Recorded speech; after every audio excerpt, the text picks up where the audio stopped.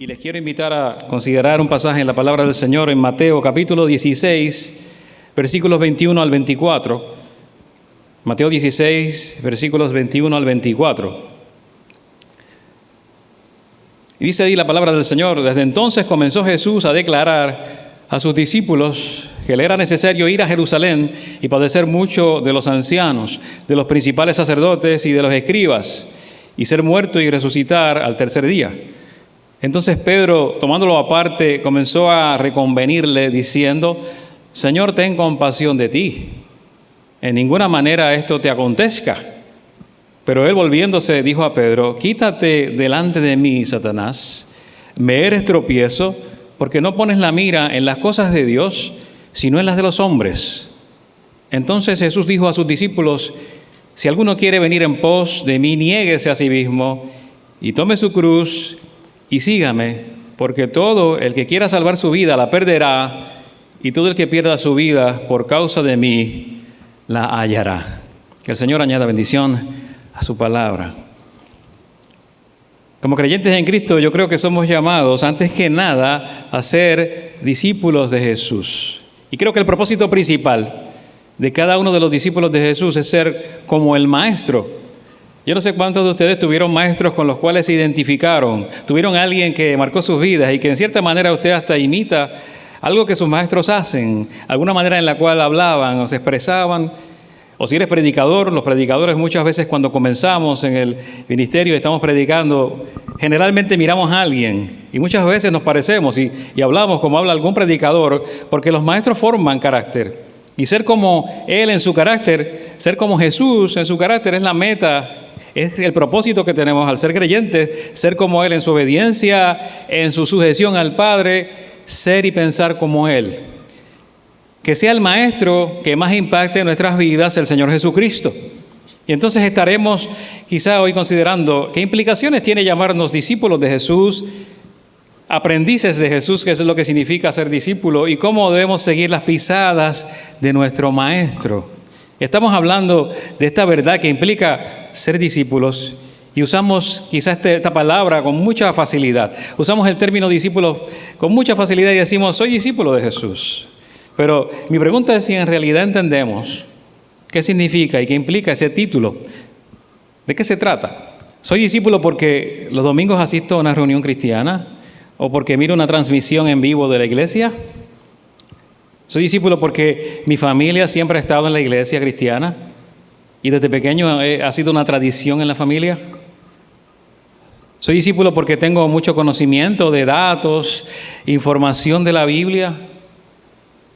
¿Soy discípulo porque trato de aplicar una moralidad basada en la tradición judeocristiana y vivo un moralismo y no necesariamente un cristianismo?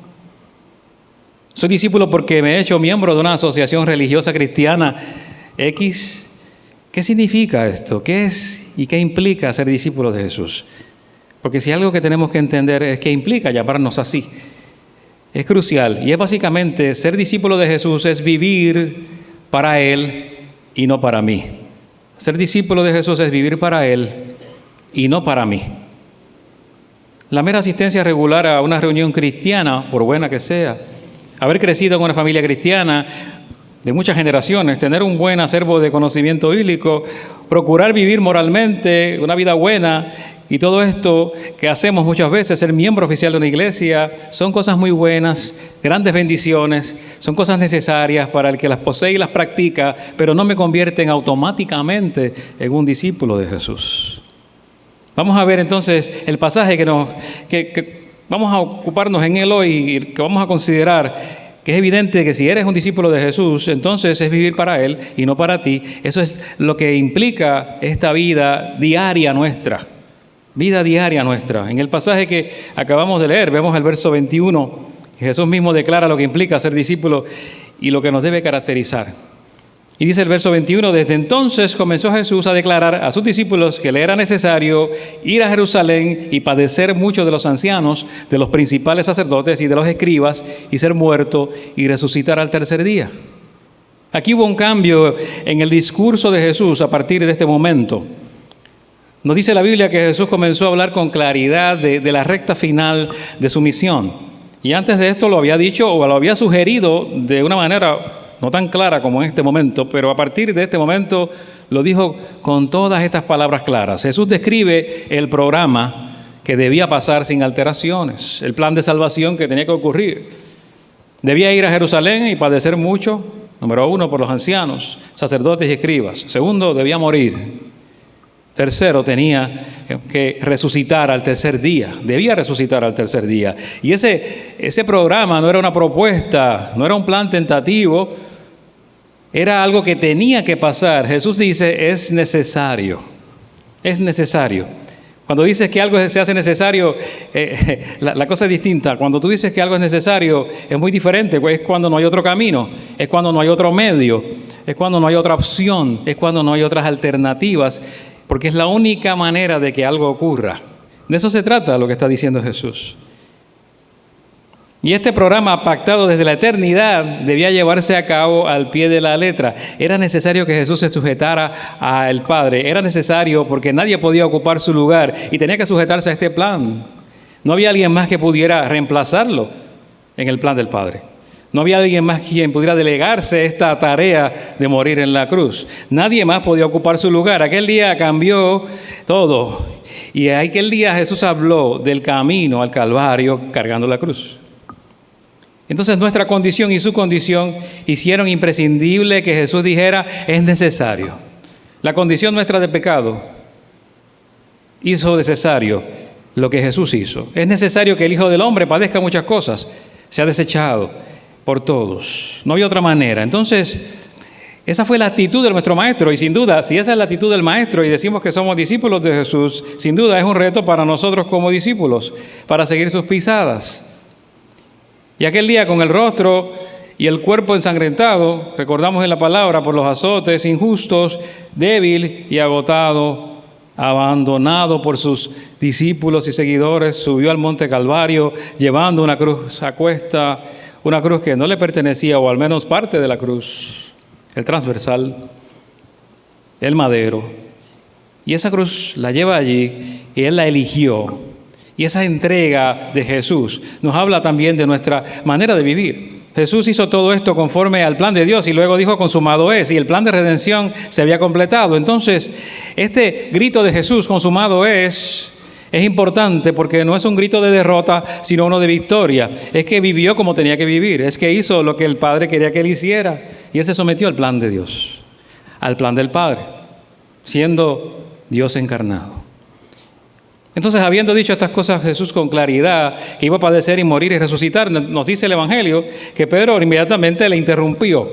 Le interrumpe, le dice, entonces, tomándolo aparte, dice la palabra, Pedro dijo lo siguiente, comenzó a reconvenirle diciendo, Señor, ten compasión de ti mismo. En ninguna manera esto te acontezca. Pedro lo lleva aparte, le dice, vamos a ver esto, Jesús, espérate, te estás extralimitando. Estás muy fanático, te estás como que saliendo de proporción. ¿Qué es esto? ¿Cómo que vas a sufrir y morir en Jerusalén? Creo que esa parte del plan no está bien. Esa parte no encaja con lo que nosotros queremos que tú hagas, ¿verdad? Lo que esperamos de ti. Se supone que tú viniste a traer la primacía y no a sufrir y morir, tener primacía sobre todo. Y entonces te equivocaste aquí, le está diciendo Pedro a Jesús. Le está diciendo, seguramente no quisiste decir lo que dijiste. No puede ser esto lo que te va a ocurrir. Y Jesús le responde en ese verso de la siguiente manera. Dice el verso 23. Pero él volviéndose dijo a Pedro, quítate de delante de mí, Satanás. Me eres tropiezo porque no pones la mira en las cosas de Dios, sino en las de los hombres. Jesús dice, y Jesús quizá pensó, ¿dónde había escuchado esto antes? ¿Dónde se me había dicho antes que yo pensara en mí primero? Que yo buscara primero lo que era más conveniente, cómodo para mí. ¿Dónde se me había dicho que yo antepusiera mis deseos a mis responsabilidades? Sí, Satanás, me lo había dicho antes. Y la perspectiva de las cosas, de acuerdo con Satanás, se caracteriza por poner la mira en las cosas de los intereses de los hombres en vez de la mira en las cosas o propósitos de Dios. Ese es el plan de Satanás, esa es su estrategia. Y Jesús aclara que esa manera de pensar no es la que corresponde a un discípulo de Cristo. Cambia todo. Si eres discípulo, todo cambia. Si eres seguidor de Jesús, todo cambia. Ahora, eres una persona distinta. Eres una persona que habla como habla y piensa Jesús y no Satanás. Y por eso le dice, apártate de mí. Yo no tengo nada que ver contigo y esa perspectiva que me estás trayendo, que es la de Satanás. Y el mundo con su perspectiva, que fluye precisamente del enemigo, de Satanás, nos quiere adoctrinar con la idea de que esta vida se trata de vivir para uno mismo, de gozar y sacar provecho de cada circunstancia para los fines propios y seguir los deseos de nuestro corazón, cueste lo que cueste, y caiga quien caiga, se afecte quien se afecte. Ese es el plan de Satanás. Las palabras que Pedro le dijo a Jesús tienen un eco en versiones más contemporáneas de esa misma perspectiva de la vida, en frases e ideas que usted y yo escuchamos continuamente. Escuchamos muchas veces, tienes derecho de buscar tu felicidad, tu propia felicidad, cueste lo que cueste. Haz lo que a ti te haga feliz. Nada más importa. Sentirse bien es lo que importa. Primero tú, después los demás. Y esa es la tendencia, la que escuchamos en todas partes. La que vemos quizás en los programas de televisión, la que vemos en las series, en Netflix, en todos lados, usted lo ve. Inclusive en la publicidad. Y tristemente, siguiendo esa manera de pensar, ¿qué ha pasado? ¿Qué saldo ha dejado esto? ¿Qué consecuencias? Las personas que viven así han cambiado su manera de pensar y esposos abandonan a sus cónyuges. Padres son negligentes con sus hijos. Hijos no respetan a sus padres. Los vecinos viven en conflicto unos con otros. Y las iglesias se dividen por esta mentalidad. Esta idea se filtra en nuestra perspectiva de lo que significa ser discípulo de Jesús. Tenemos la idea de que haremos y seguiremos los principios de Cristo siempre y cuando, ¿qué pasa? Siempre y cuando no atenten con nuestra comodidad, con nuestro bienestar, con nuestro estatus en la sociedad. Quizá lo que consideramos valioso aquí en la tierra. Entonces hemos llegado a ser muy distintos a lo que fueron los primeros discípulos de Jesús, que aún en medio de persecución, de peligrar su vida misma, siguieron siempre dispuestos a avanzar con el Evangelio, lo siguieron compartiendo con otros, no pensando en ellos mismos, sino en la causa del reino. Y nosotros actuamos distinto a los primeros discípulos muchas veces. Decimos y pensamos y decimos, si el horario es conveniente, entonces hago esto. Si no se interpone algo que sea más importante en mi vida o que me haga más feliz, entonces participo en tal cosa. Y tenemos este problema en nuestras vidas.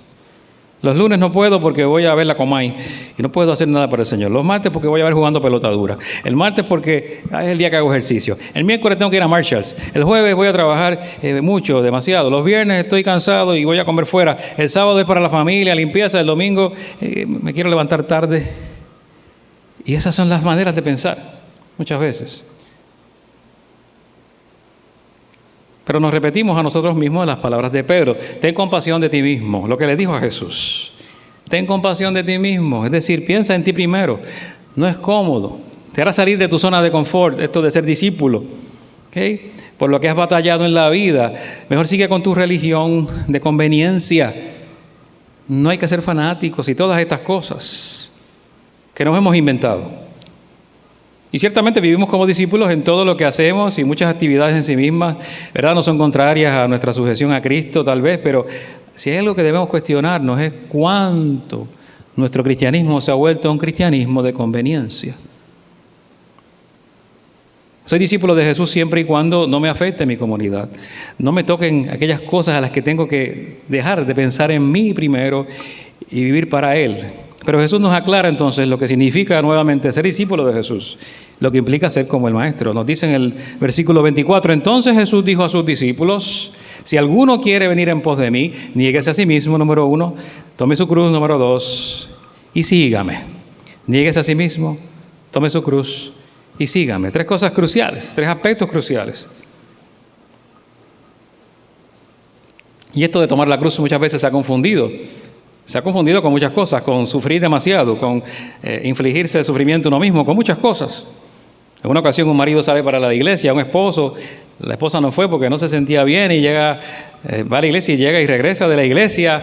Y cuando llega la levantó en brazos, la tomó en brazos y bailó con ella y estaba bien contento. Y la esposa le dice, el pastor predicó hoy de cómo tratar bien a las esposas o algo así, que tú estás así tan alegre y tan contento que me estás cogiendo al hombre. Y le dice, no fue eso. El pastor predicó de cómo cargar nuestra cruz con alegría. Tristemente, ¿verdad? Y entonces para él eso era lo que le estaba haciendo. Tuve que decir el chiste así porque del sentido contrario la mujer no puede cargar al hombre a veces, ¿verdad? A veces. Hay mujeres que pueden cargar al esposo y puede ocurrir. Pero es la confusión que puede surgir por lo de la cruz, de llevar la cruz cada día. Es mucha. Nos equivocamos en lo que significa. Inmediatamente después de anunciarles el programa de redención, ¿qué hizo Jesús? Estaba diciendo, es necesario que Él padeciera, muriera, resucitara. Jesús indica que si alguno quiere ser su discípulo, si alguno ha entendido lo que hice por Él, si alguno quiere seguirme para siempre, entonces tiene que tener una nueva manera de pensar acerca de sí mismo. Y si antes estabas pensando que lo único que importaba era tu comodidad, tu bienestar, tu satisfacción, tu felicidad, ahora tienes que comenzar con poner a alguien más en ese lugar. Ya no más tú, sino Cristo. Ya no más tú, ni tu comodidad, sino la gloria de Cristo. Ya no más lo que tú deseas lograr, sino lo que Cristo quiere lograr. Ya no más tu proyecto, sino el proyecto de Cristo. Y eso significa ser discípulo, eso significa ser como el Maestro. Y ser discípulo de Jesús es vivir para Él y no para mí. Y entonces Jesús es claro y directo al decirlo, sin ambigüedades. Ser discípulo implica negarse a mí mismo, tomar mi cruz y seguirlo. ¿Te das cuenta de esto? Porque las tres cosas implican dejar de ponerte en el centro. Hoy cantamos una canción que yo no sabía que tenía que relacionarse tanto con esto, se iba a relacionar. El centro de todo es Jesús. Y cuando cantamos eso, ¿qué estamos diciendo? ¿Qué realmente estamos proclamando? ¿Qué estamos admitiendo? Bueno, debería ser esto. Implica que yo no estoy en el centro. Que el centro de las cosas no soy yo y es Jesucristo en todo lo que hago en mi vida. Dejo de buscar mi comodidad y mi conveniencia. Es vivir para Él y no para mí. Es una decisión que se toma. Es una actitud ante la vida. Y no sé si habías entendido esto antes o lo habías visto así el discipulado cristiano. Pensamos en el discipulado como un programa. Pensamos en el discipulado como un proyecto de la iglesia. Pensamos en el discipulado en otros términos, en aprender conceptos bíblicos, pero no en este sentido tal vez. De que mis metas, mis propósitos, mis deseos, mis anhelos, métodos y cada aspecto de nuestras vidas sea guiado por Jesús. Entonces, si no aprendemos esto, quizás somos miembros de una iglesia local y la pregunta es más fuerte y más profunda. ¿Qué debemos hacer?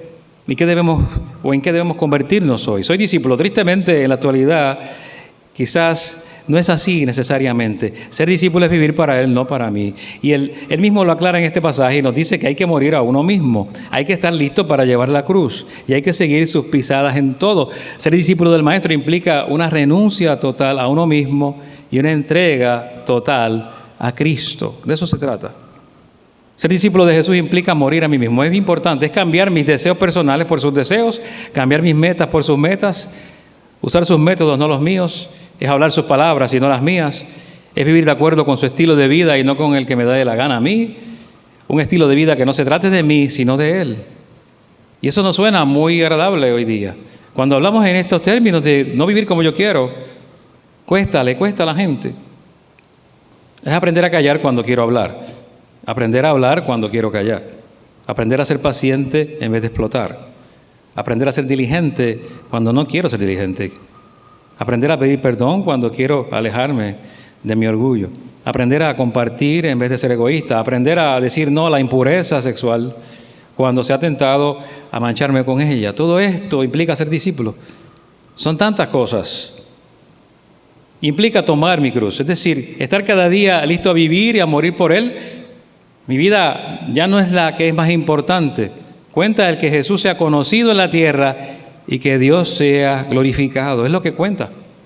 Por eso, los primeros cristianos tomaron su cruz, estuvieron dispuestos a ser devorados por leones en el circo romano, antes de negar su fe y doblar su rodilla, antes de alguien que no fuera Jesucristo, o ante alguien que no fuera Jesucristo.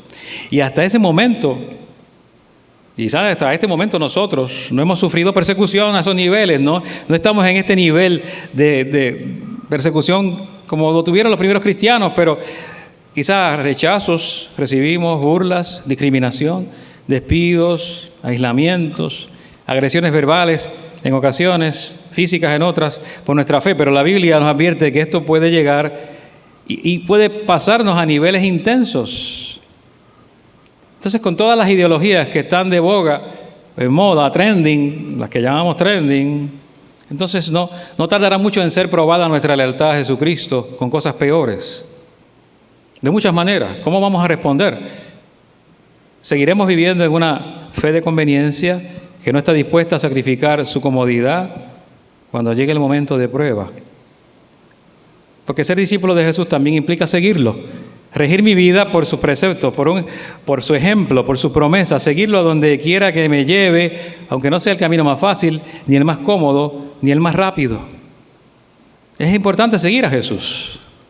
Jesús dijo en una ocasión algo importante. Si ustedes leen en algún momento Juan capítulo 10, otro pasaje, versículos 11 al 16, Jesús nos compara con las ovejas y dice que somos su rebaño.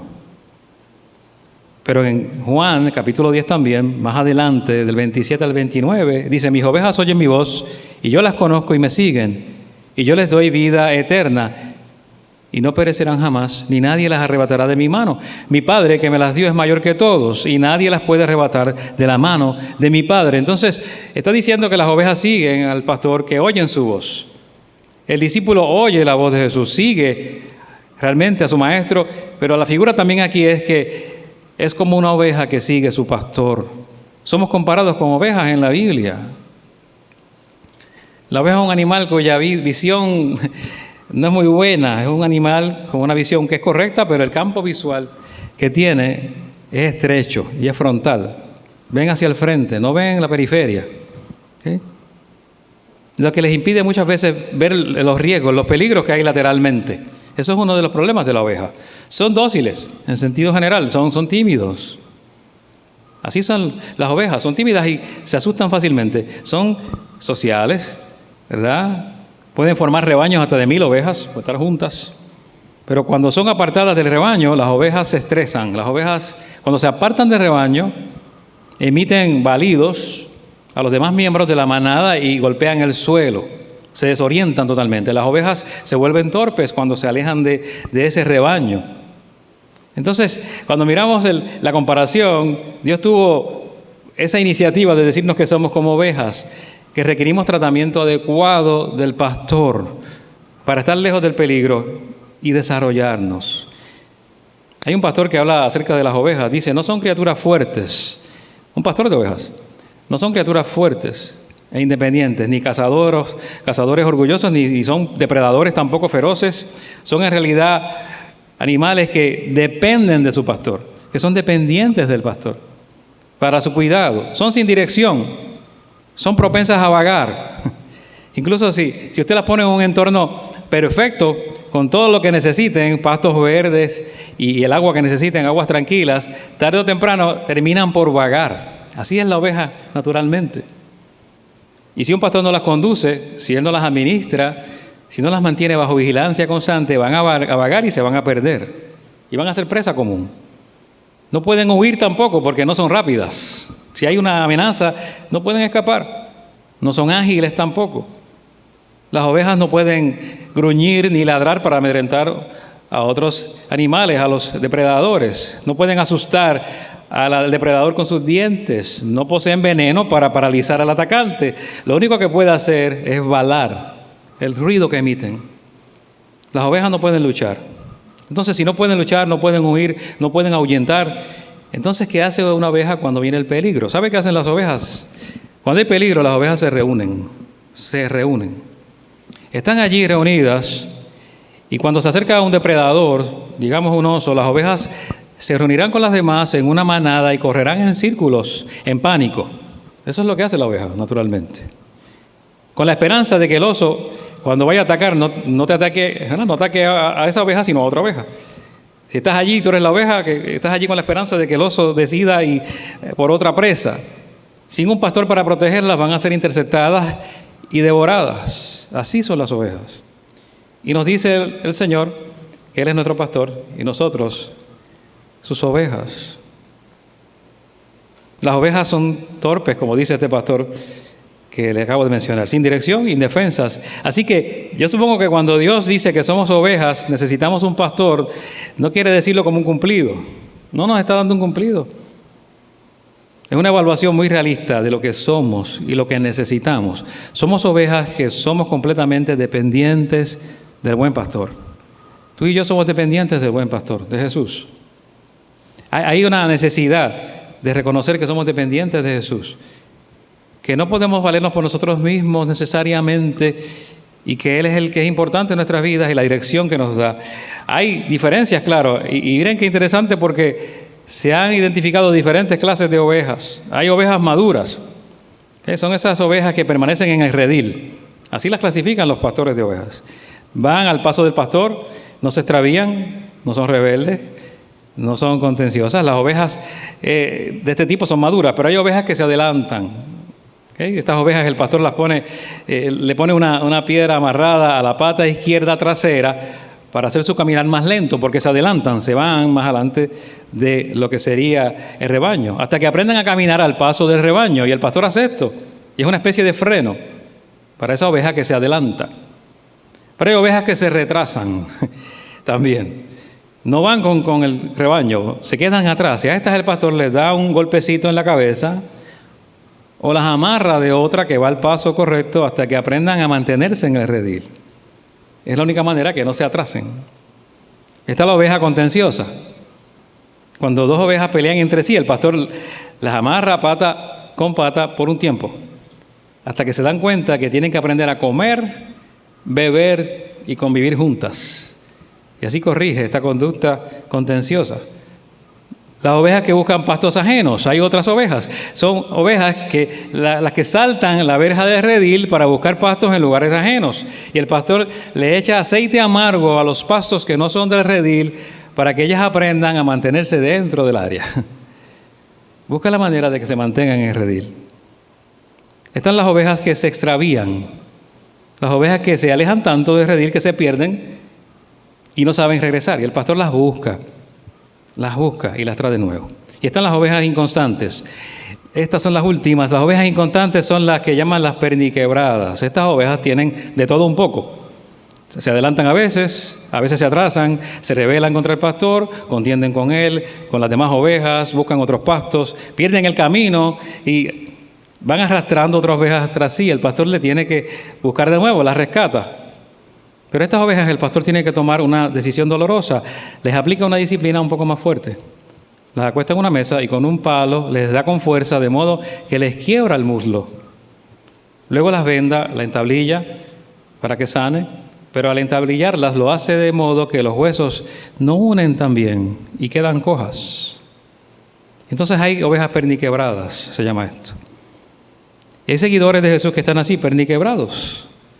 No sé con cuál oveja te identificas, pero debes saber que quien nos quebró por amor en alguna ocasión fue el pastor, porque él sabe que de no dejarnos así cojos, nos extraviamos y quizá moriríamos. Cuando viene el quebranto a nuestra vida, muchas veces es un quebranto necesario, porque si no nos extraviamos y nos perdemos. Esto nos hace discípulos también, porque somos dependientes totalmente de nuestro pastor y dependientes del maestro.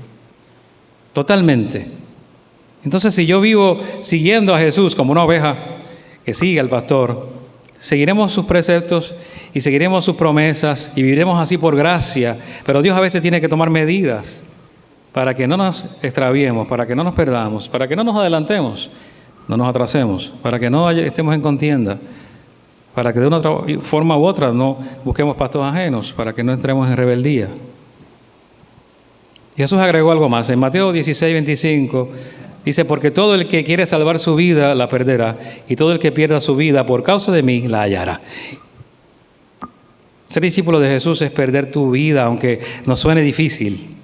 Según este pasaje, tu comodidad, dejar de ser tú la prioridad, y al hacerlo estás hallando la vida verdadera, el propósito correcto para tu vida. Cuando pierdes todo, hallas todo lo que conforma la vida verdadera y abundante que se consigue solo en Cristo Jesús, que la recibe solo por Cristo. Jesús nunca hizo una publicidad engañosa cuando habló con los discípulos. No les prometió cosas que no iba a darles. No les dijo, tu vida va a ser fácil y todo te va a ir bien. No dijo eso. No les dijo, si me sigues vas a ser feliz todo el tiempo. No dijo eso. Dijo lo que dijo. Y está escrito. Cuando pierdo mi vida estaré perdiendo solo aquello que de por sí no valía la pena, comparado con lo que hallaré en una vida vivida con Él y para Él. Y aquí la pregunta para cada uno de nosotros en esta tarde es si soy discípulo. Si he perdido mi vida por causa de Cristo, si he hallado la vida verdadera en Jesús, si estoy negándome a mí mismo, si he tomado la cruz, si estoy siguiendo a Jesús por todo el camino donde me guía como oveja fiel, o estoy viviendo para mí. Y mi llamado, y yo creo que el llamado del Señor para nosotros hoy, esta tarde y siempre, es que Él nos ayude y nos guíe para comprender esto, para que entendamos esto y seamos discípulos genuinos. Que el Señor nos saque de la comodidad, que quizás nos libre de esa inactividad que tenemos a veces, de ese orgullo que nos hace pensar que merecemos o que merecemos ser seguidos. Él merece nuestra lealtad y Él merece que le sigamos. Y que Dios nos ayude a ser discípulos que entienden que no viven para sí. Eso es importante porque esto le da gloria a Dios. Vivimos para Jesús, para la gloria de Dios y no la nuestra. Que seamos discípulos, y es lo que quiero que oremos en esta tarde para que eso sea una realidad cada día más, que lo comprendamos más, lo vivamos más. Dios nos va a sacar de la zona de confort en algún momento. Dios te va a llamar a hacer algo que no quieres hacer, tal vez. Y en el momento que quizás no quieres hacerlo. Puede ocurrir. Y en ese momento es donde se decide si somos discípulos de Jesús. Pero ahí se puede glorificar al Señor. Cuando te llaman y te escriben y te dicen, necesito que ores por mí, como me pasó hace muy poco, y ya son casi las 10 de la noche y tú te has quitado los lentes de contacto porque te molesta la vista y vas a dormir, pero necesito que ores por mí. Y luego añaden otras cosas que te hacen pensar que esta persona, su vida está en riesgo, y tienes que no solo orar, sino ir. Eso puede ocurrir, nos puede pasar. Dios nos va a sacar de la zona de confort. Dios nos va a decir que hagamos algo para su gloria, y lo va a hacer porque esa es la manera en que nos llamó a vivir, como Él vivió. Te invito a orar. Dios, bueno, te honramos, Señor, en esta tarde. Somos tu pueblo, somos ovejas de tu prado. Tú eres nuestro pastor. Padre, tú nos llamas a ser discípulos y no solo creyentes, seguidores, no solo simpatizantes, discípulos, aprendices. Nos llamas, Señor, a salirnos de la conveniencia, a evitar la religión conveniente, para movernos a una vida abundante, a una vida que es la vida que tú nos propones, Señor, y que mostraste y viviste. Y nos llamas a servir también y a vivir como tú, Señor, a escuchar tu voz y seguirte, a ser ovejas fieles, leales, Señor. Nos llamas a hacerlo para que tú te glorifiques. Danos la fuerza y que tu Espíritu Santo, Señor, sea el que nos capacite, sea el que nos dé el poder, el amor, el dominio propio, lo que necesitamos y que solo tú nos puedes dar para vivir dentro de tu voluntad, Señor. Viviendo para ti y no para nosotros, que es la esencia del llamado que nos has hecho y del discipulado en el cual vivimos. Perdona nuestros pecados. Perdona cuando hemos quizás sido ovejas que nos adelantamos, ovejas que nos oponemos, ovejas que nos atrasamos, ovejas que buscamos otros pastos, ovejas que entramos en contienda, que nos rebelamos. Permite que seamos simplemente creyentes y discípulos sujetos a ti, sujetos a tu voluntad, porque así nos enseñaste y así le enseñaste a los primeros discípulos, en el nombre de Jesús. Te damos gracias en esta tarde y oramos. Amén.